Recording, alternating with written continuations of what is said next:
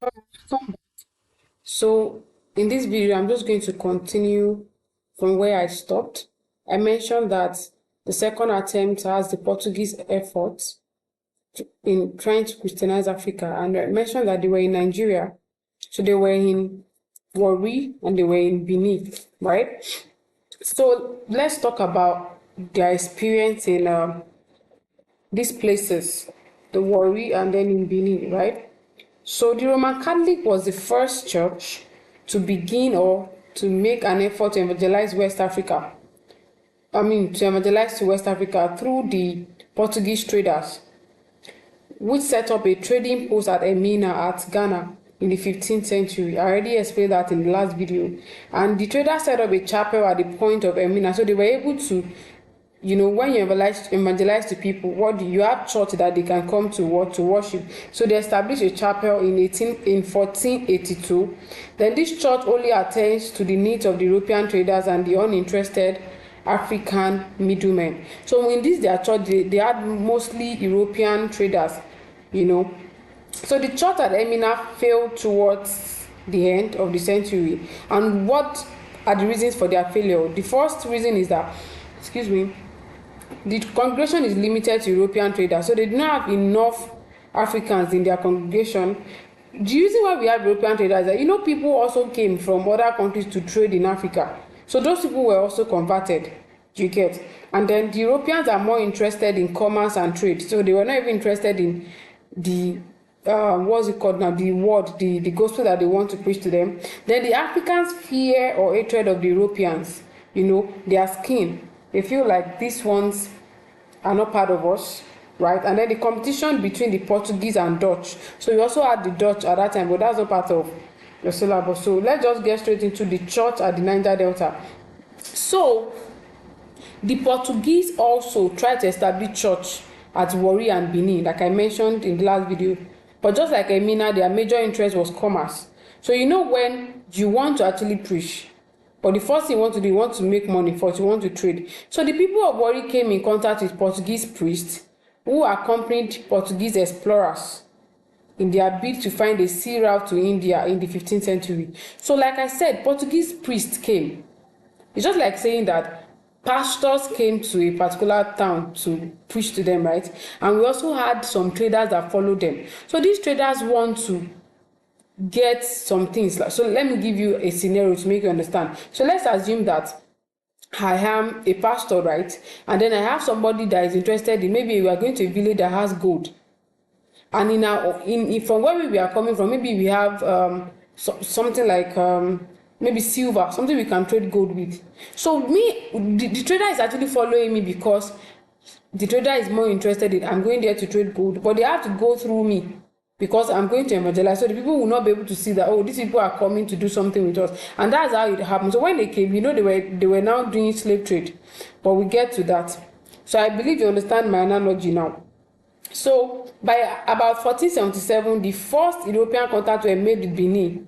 And by 1555, Augustinian monks visited, monks, you already know, Catholics, father, they visited Warri. They were sent by Gaspar, who was the bishop of the Diocese of Salto. One of the monks, Father Francisco, baptized the son of Olu of Warri under the name Sebastian. So that's where we stop. So let's just continue. And when Sebastian succeeded his father, he encouraged the work of the Portuguese missionaries and allowed his son Domingos to be sent to Portugal and trained for priesthood. So when they asked to explain the experience of these Portuguese traders in Warri, this is what you are going to explain. So the Olu of Warri actually, gave them audience, allowed them to baptize his son. He even allowed them to take his son to go and be trained as a priest, so they could have an indigenous priest. So which means that when those Portuguese priests, when they leave, they will have an indigenous priest, someone from home that can continue their work. So he decided to train Domingo so they could have an indigenous priest that would not suffer from the ill effect of the equatorial climate. You remember that we mentioned that the climate was not conducive enough for the Europeans. Remember we mentioned that they were having mosquito bites and all. However, Domingos could not become a priest because he couldn't hold himself from sleeping with a woman, which is contrary to the stipulation of the Roman Catholic in respect of those who wish to become a priest. So Domingos eventually married a Portuguese after spending 10 years in Portugal. Some other attempts to train indigenous priests also failed, with the result that the Shekiri came to the conclusion that the Almighty did not intend Africans to become celibate priests. So they tried to train other priests too, but it failed because they couldn't keep themselves from not, having intimate, let me just use the word, not having sex with, women. So the difficulty of providing trained indigenous priests constituted a setback to the propagation of Christianity among the Shekiri people. So in Benin, the Portuguese came to spread the gospel, but it was a period of war. Yeah, it was a period of war when they came to Benin. So they were unable to do much. They were unable to do much in Benin. So moving on, J.F. Adeajayi expressed that at the beginning of the 14th century, the religion was ineffective. He described the nonchalant attitude of the Oba of Benin, who asked that the Portuguese missionaries be sent to Benin, and when they arrived, he was busy fighting a war in 1515. So the Oba of Benin dismissed them and suggested they return when he had much time that he could for leisure. So they were in the middle of a war, so he had to tell them to come back another time. When they returned in 1538, the king was no more interested in the religion. So due to this, traditional religion went on and even spread in Benin, and subsequently. So Benin's relationship with the white men dwindled greatly. There was another effort toward Christianizing that was in the middle of the 17th century by the Spanish and Italian.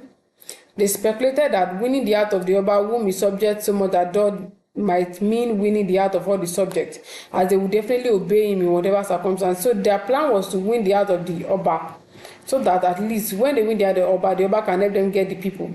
But they were disappointed to be denied access to the king, as they saw him twice in 10 months, and they were caged in the rooms provided for them. So when they became too much adventurous in 1651 by trying to interrupt the traditional festival involving the use of human being as sacrificial material, they were deported, they were sent out. So now, they can ask you that what were the motives or the reasons for Catholic missionary or exploration? What were the reasons, right? So the Portuguese came to Africa purposely for commerce. That's the number one reason. The main reason for their coming was to buy supplies and other needed materials that were abundant in the continent of Africa. That was their major reason. Mostly, the Portuguese buy spices from India, but they had to pass Islamic territories and risks was too high. So this ordeal made the commodity to be expensive. Therefore, they came to West Africa to buy pepper, ivory, silk, leather, and gold. Now, the second reason for the coming of Portuguese is religion. So the first reason is what? Commerce. They wanted to trade. Second reason for the coming of Portuguese is religion. They had the intention of evangelizing and to successfully plant Christianity in West Africa. To some extent, they were able to achieve this. However, most of the Portuguese slave traders took Nigerian slaves to be resold in the American and part of Europe. Hence, they were not committed to missionary work. So let's look at successes and failures of the early missionary work in West Africa. The successes and the failure. So one of the major factors that led to the failure of Christianizing Africa by the Portuguese was slave trade. Yes, most of the slaves were carried from the west coast to sugar plantation in America, where they were treated as beasts. So they were buying humans. It's just like they give the king some things, they give them humans, and they were using them as they were selling them. So this prevented the church from being established because Africans were being deceived with Christianity. Meanwhile, suffering awaits them.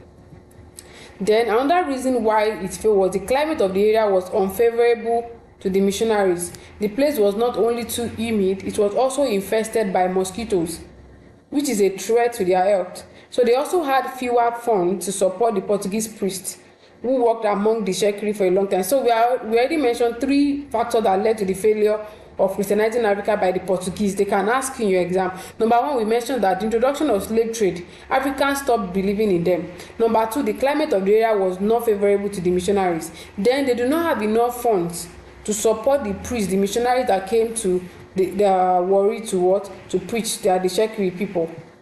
Are we together? Then they also have that the Africans were superstitious about the implication of baptism, that they were most reluctant to release their children for baptism, fearing if they did, the children would die shortly after the baptism. You know what I'm trying to say here? So we already have, Africans have their belief. They believe that if their children are being put inside water, they can die. So that according to Christian religion, if you are not being baptized inside water, they believe that your conversion is not yet completed. So most of the people were reluctant to release their children for baptism. And then another fact, so we can say that superstitious belief, is one of the reasons why they failed. Another factor that militated against the success of establishing church by the Portuguese is their system of preaching. So these people's system of preaching was concentrated on the upper class, the noble, and they strongly believed in mass conversion and mass baptism, which made it impossible to identify real converts from non-converts. So they were focusing on upper class, and then they were also focusing on mass conversion. So the Portuguese are more interested in quantity rather than quality. So the fact that they were focusing on mass conversion, they were not even sure if some of them are genuinely converted. So they were focusing on quantity rather than quality. So the conclusion of the whole thing is that the adverse climate, the slave trade, the decline of Portuguese empire consequent upon the poverty of that kingdom, and a loss of naval power, and the unsuccessful attempt to train indigenous priests, and the superstition of the Shekiri, all militated against the work of the Portuguese missionaries. So let's quickly look at factors responsible for the success of Christian mission in West Africa. So in as much as it failed, they were still able to achieve success to some extent. So what are the factors? Certain factors are responsible for the success recorded by the early Christian missionaries in West Africa. Number one factor is the tolerant nature of the indigenous religion. So they still tolerated them. The local people warmly received the Christian faith. They believe in oneness of God in both beliefs. And then another factor responsible for the success is the favorable atmosphere created for missionaries to evangelize in West Africa. They actually created a favorable atmosphere for them to evangelize in West Africa. This is due to the political and material benefits. So they were getting, guns, they were getting protection. If the Oyinbos, Europeans are in your village, that they have naval people, they have security, they have protection. So which means your village is also protected. It's just like when they say the president is coming to a village. Remember the numbers of policemen that will be in that particular town. So you are safe, right? So they were getting protection. That's due to the political and material benefit. That's what it means. For example, the Olu of Warri wanted to maintain his independence from Benin. Therefore, he favored the Portuguese. So the Benin could not wage war against them. Many towns which were threatened by internal or external enemies also welcomed the missionary for security reasons. Then the unlimited divine right of rulers contained in the belief of the Roman Catholic have made many local rulers to give missionary support. So they gave the rulers power. It was the opinion of the rulers that they could wield more power on themselves through the support of Catholic missionaries. So they know that they had the support of the Catholic missionaries and they were just doing the way they like. So that made the rulers to accept them. So looking at the achievement of early missionary efforts in Sierra Leone, what were they able to achieve? Portuguese expansion to Africa began with the desire of King John I. I think I will just keep that. Let me just quickly go through. So they were able to establish trading stations. They built forts at Cape Blanco, Sierra Leone, Emina, and also they were able to encourage the growth of brass casting in Benin. Also, the Portuguese brought the use of guns to Nigeria. Guns were new to the people of West Africa when Portuguese arrived.